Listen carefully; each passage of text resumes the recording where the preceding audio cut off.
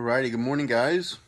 We are back for daily devotions. Took a break last week for spring break, and today's Monday, April 17th. And so I hope you guys had a good week last week. I hope you had a good Easter, and we had a nice time yesterday. So today we're going to be in Psalm 50, and we're going to pick up in the middle of the psalm. And so I'm going to just go ahead and read the passage that we have for today, and then kind of try to catch us up on kind of where we find ourselves within the psalm. And the cats are in the background being a little crazy, so hey, how it kind of goes. So it says this, it says, "But to the wicked person God says, 'What right have you to recite my laws or take my covenant on your lips?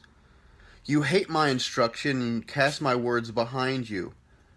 And when you see a thief, you join with him, you throw in your lot with adulterers. You use your mouth for evil and harness your tongue to deceit. You sit and testify against your brother and slander your own mother's son. And when you did these things, I kept silent. You thought I was exactly like you.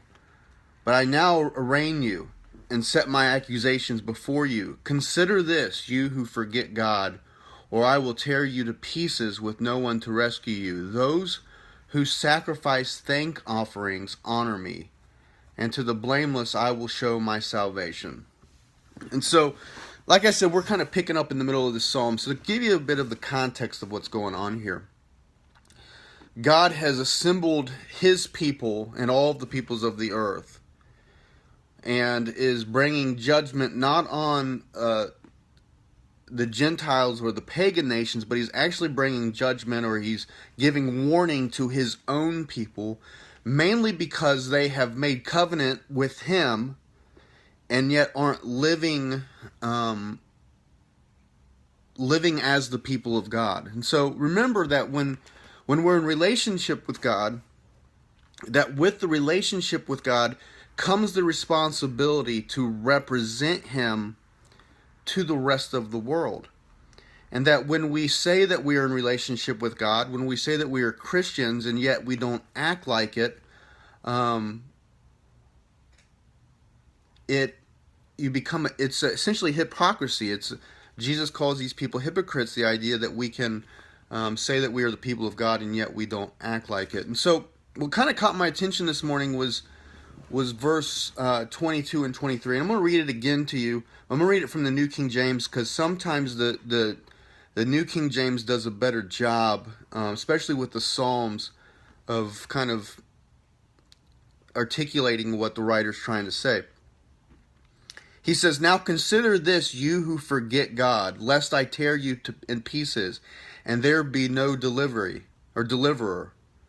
Whoever offers praise glorifies me, and to him who orders his conduct aright, I will show the salvation of God." Essentially what the writer is saying is this: we just can't go through the motions and offer sacrifices and yet not live the way that God has called us to live.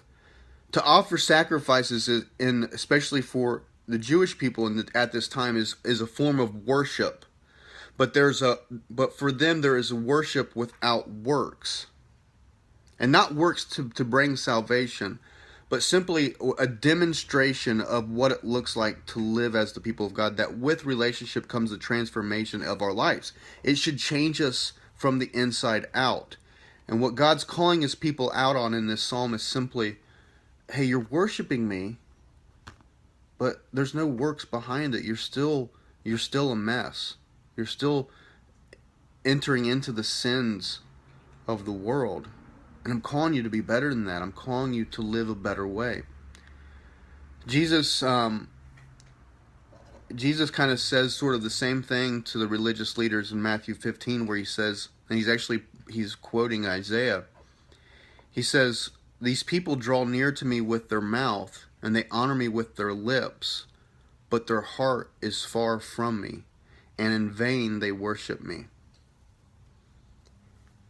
And so, kind of application, the challenge for me today is, yeah, I say I'm a Christian, I'm a pastor, but, am I actually doing it? Am I actually living it? Am I actually representing God in the way that I live, in the way that I treat my kids, in the way that I serve my wife, and the way that I treat my neighbors, and the way that I try to perhaps serve the people around me, the community around me? Am I offering forgiveness to people who hurt me? Am I honoring God with my lips?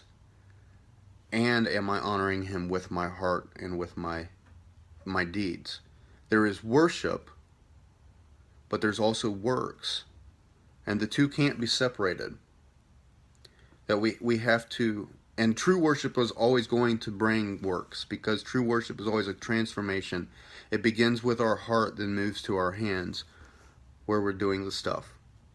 And so that's kind of the challenge, the invitation this morning. That's kind of what I picked up from this passage today, is that God doesn't want simply people who go through the motions and say that they're in relationship with Him, but He wants a people who are willing to do the stuff to bring that kind of transformation to the world.